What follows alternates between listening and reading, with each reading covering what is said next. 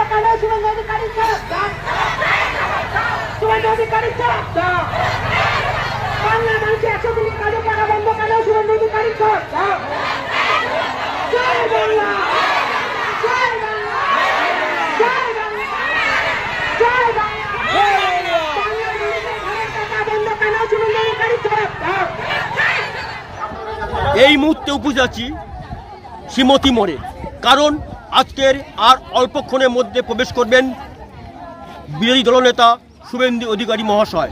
তিনি এই রাস্তা দিয়ে আজ প্রথমে তিনি জলঘাটা মোড়ে, অর্থাৎ ওখানে তিনি উদ্বোধন করবেন কালী প্রতিমা, উদ্বোধন করে সোজা চলে আসবেন একদম শ্রীমতী মোড় হয়ে সোজা চলে যাবেন চাবলা তিনি উদ্বোধন করবেন। কিন্তু এই শ্রীমতী মোড়ে অসংখ্য মহিলারা উপস্থিত আছেন। তাদের একটা দাবি হলো 100 দিনের পর্যন্ত তারা আজকের এই পর্যন্ত আন্দোলন করে যাবে বলে আশা প্রকাশ করছেন। কারণ 100 দিনের দাবি তাদের পূরণ হওয়া ফলে তারপর তারা এই আন্দোলন চালিয়ে যাবে আশা প্রকাশ করছেন।